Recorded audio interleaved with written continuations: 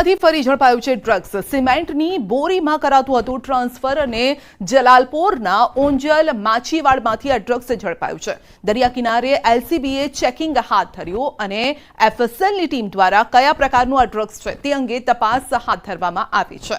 સુરત, વલસાડ બાદ નવસારીના દરિયા કિનારે ડ્રગ્સ મળતા અનેક સવાલો પણ ઉભા થઈ રહ્યા છે। સમગ્ર મામલાને લઈ પોલીસે તપાસ શરૂ કરી છે। તો સિમેન્ટની બોરીમાં કરાતું હતું ટ્રાન્સફર, ડ્રગ્સ મળી આવ્યું છે, પરંતુ પોલીસની નજર તમામ જગ્યાએ છે અને જેના કારણે આ ડ્રગ્સ હાથે લાગી ગયું છે। રાજ્યમાં નશાનો કારોબાર યથાવત છે। બનાસકાંઠાના પાલનપુરમાં બાયપાસ રોડને લઈને ખેડૂતોએ યોજી છે વિરોધ રેલી પણ કરી વિરોધ કર્યો હતો। હાય હાયના નારા લગાવ્યા, પોતાની જમીન બચાવવા અને પૂરતા ભાવ મળે તેને લઈને વિરોધ પ્રદર્શન કરાયું હતું। પીડિત ખેડૂતો કોંગ્રેસના જનમંચ કાર્યક્રમમાં પહોંચ્યા હતા। વિધાનસભા વિપક્ષના નેતા અમિત ચાવડા અને સાંસદ ગેનીબેન ઠાકોરના અધ્યક્ષ સ્થાને યોજાયેલા જનમંચ કાર્યક્રમમાં રજૂઆત કરી હતી અને બાદમાં રેલી સ્વરૂપે જિલ્લા કલેક્ટર કચેરી ખાતે પહોંચી જિલ્લા કલેક્ટરને આવેદનપત્ર પાઠવ્યું। હજારોની સંખ્યામાં ખેડૂતો બેનર પોસ્ટર સાથે કલેક્ટર ઓફિસે પહોંચી હલ્લાબોલ કર્યો। ખેડૂતોએ કલેક્ટરને આવેદનપત્ર પાઠવી 100 મીટરની જગ્યાએ ખેડૂતોની 60 મીટર જગ્યા બાયપાસમાં લેવાય, જે જગ્યા બાયપાસમાં લેવાય છે તેનું ખેડૂતોને બજારના ભાવે વળતર અપાય અને જે ખેડૂતોની જમીન જતા જે ખેડૂતો બિન ખેડૂત થઈ રહ્યા છે તે ખેડૂતોને ન્યાય અપાય તેવી વિવિધ માંગ ખેડૂતોએ કરી છે। જ્યારે બાયપાસ 300 ફૂટ ને 350 ફૂટ ને 200 ફૂટ ને એવે ઠોન કરી માપણી કરી, અમને ખેડૂતોને કોઈ ખબર નથી। જ્યારે ખૂટ માર્યા ત્યારે ખબર જ પડી કે આ લોકો કેટલી મોડી પહોળાઈ દે છે। એમાં ઓછામાં ઓછા 100 ખેડૂતો જમીન વગરના થઈ જાય છે, બરોબર। એક અમે ખેડૂત અમે પોતાના દાંતડા પર અમે જીવન ગાળા છે, અમારા છોકરા ભણાવે છે, અમારા પશુપાલન પૂરું કરે છે અને આ લોકો અમારી જમીન લઈ લી તો અમારો ગોમ છોડવાનો દાડો આવ્યો છે। ઘણા ખેડૂતો જમીન વિહોણા થઈ જાય છે, એટલે સરકારે જે રોડ છે એના ઉપર જે નવો પુલ બનાવી અને રોડ બનાવવો જોઈએ અને એમાં વિકાસ પણ થાય અને ખેડૂતોને નુકસાન પણ ન જાય એવું વિચારવું જોઈએ। બંને બાજુ વહીવટી તંત્ર એ ખેડૂતો સાથે સંકલન કરીને કરે। ખેડૂતો ના નથી પાડતા કે અમે જમીન આપવા માંગતા નથી, જરૂર પ્રમાણે જમીન માગે અને એમાં પણ જે ખેડૂતોએ બિનખેતી કરાવ્યું છે એમને પૂરા ભાવ મળે અને નથી કરાવ્યું એમને પૂરા ભાવ નથી મળવાના, એમાં પણ વિસંગતતા છે। જે રીતે ખેડૂતોની મામૂલી જમીનનું સંપાદન કરવા માટે જબરજસ્તી કરવામાં આવે છે, એની સામે લાંબા સમયથી ખેડૂતો લડત કરે છે કે પાલનપુર શહેરનો ટ્રાફિકનો પ્રશ્ન હલ થવો જોઈએ, પણ એના માટે એરોમા સર્કલ પર જો બ્રિજ બનાવવામાં આવે તો કોઈ બાયપાસની જરૂરિયાત નહીં પડે, કોઈ ખેડૂત રસ્તા પર નહીં આવે, કોઈ ખેડૂત ઘરબાર વગરનો નહીં થાય। આ વિશાળ જગ વિસ્તારે નથી રે એકલો માનવી, પશુ છે, પક્ષી છે, વૃક્ષો, વનો ને વનસ્પતિ। ઉમાશંકર જોશીની આ કવિતા અમરેલીના જીવદયા પ્રેમીએ સાર્થક કરીને બતાવી છે।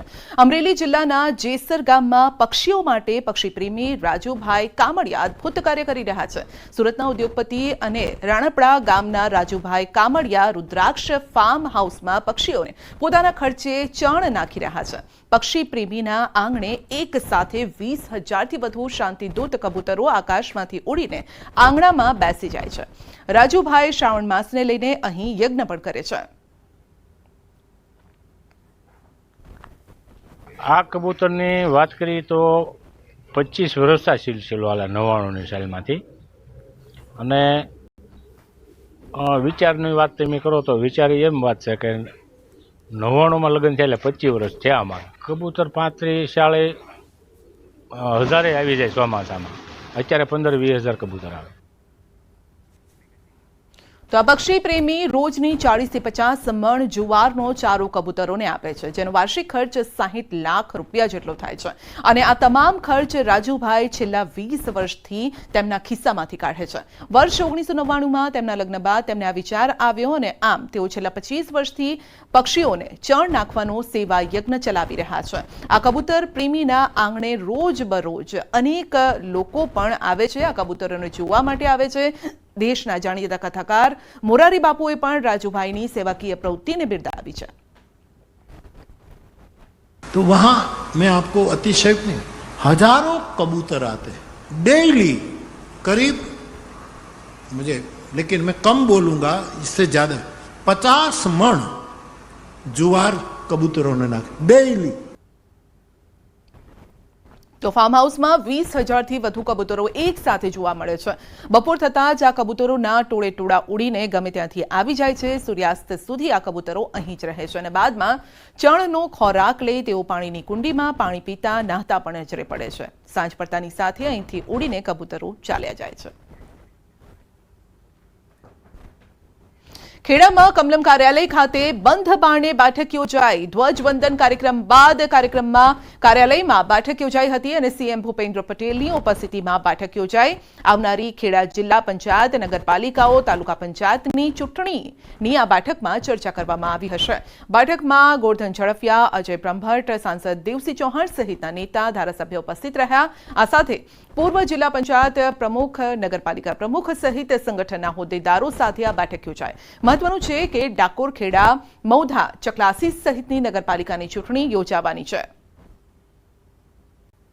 મુખ્યમંત્રી ભૂપેન્દ્રભાઈ પટેલ છેલ્લા 2 દિવસથી ખેડા જિલ્લાના પ્રવાસે હતા. 78માં સ્વાતંત્ર્ય પર્વની ઉજવણી આ વખતે રાજ્ય કક્ષાની ખેડા ખાતેના નડિયાદ ખાતે કરવામાં આવી હતી. ત્યારે મુખ્યમંત્રી આજે ટોટલ કુલ 8 જિલ્લા કાર્યક્રમોમાં હાજરી આપી હતી. ત્યારબાદ આજે અંતમાં છેલ્લે મુખ્યમંત્રી કમલમ કાર્યાલય ખાતે એક બેઠક બંધ માંડી હતી. આ બેઠકની વાત કરવામાં આવે તો ખેડા જિલ્લા પંચાયતની જે આવનારી જે ચૂંટણી છે તે ચૂંટણી લઈને સંગઠનના હોદ્દેદારો, ધારાસભ્યો તેમજ ઝોન પ્રભારી ગોરધન ઝડફિયા તેમજ અહીંના ખેડા જિલ્લા ભાજપ પ્રભારી સહિતના નેતાઓ સાથે બંધ બારણે બેઠક યોજી હતી. બેઠકની અંદર અંદાજિત 30થી 35મી જેટલી આ બેઠક ચાલી હતી અને બેઠકની અંદર જે નગરપાલિકાઓ જે ભાજપ પાસે નથી તે કબજે કરવા માટે, કારણ કે 2 નગરપાલિકા હાલમાં અપક્ષ પાસે કબજો હતો, પરંતુ છેલ્લા કેટલાક સમયથી વહીવટદાર શાસન છે તે નગરપાલિકાઓ કબજે કરવા તેમજ જિલ્લા પંચાયતમાં પૂર્ણ ભાજપનો બહુમતીથી વિજય મળ્યા સમગ્ર બાબતે ચર્ચા થઈ હતી. વાત કરવામાં આવે તો આવનાર સમયની અંદર જ્યારે ખેડા જિલ્લા પંચાયતની ચૂંટણી આવનાર છે ત્યારે મુખ્યમંત્રી આ બંધ બારણે બેઠક યોજી કાર્યકર્તાઓને વિજય મેળવવા માટે હાકલ કરી હતી. ઉમંગ પટેલ,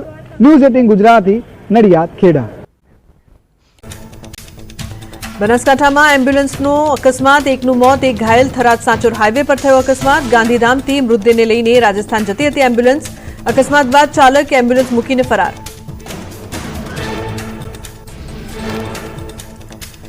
સુરતમાં ડબલ ડેકર ટ્રેનના 2 ડબ્બા છૂટા પડી જતા ભાગદોડ મચી. સાયણના ગોથાણ રેલવે સ્ટેશન નજીકનો બનાવ. કોચનું કપલર તૂટતા બની ઘટના.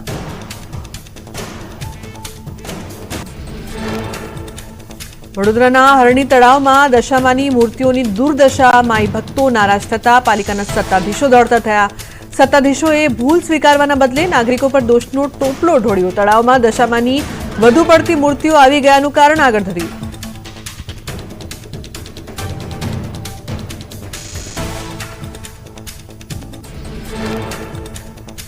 નવસારીમાંથી ફરી ઝડપાયું ડ્રગ્સ. સિમેન્ટની બોરીમાં કરાતું હતું ટ્રાન્સફર. જલાલપુરના અંજલ માછીવાડમાંથી ઝડપાયું ડ્રગ્સ. દરિયા કિનારે એલસીબી હાથ ધર્યું ચેકિંગ.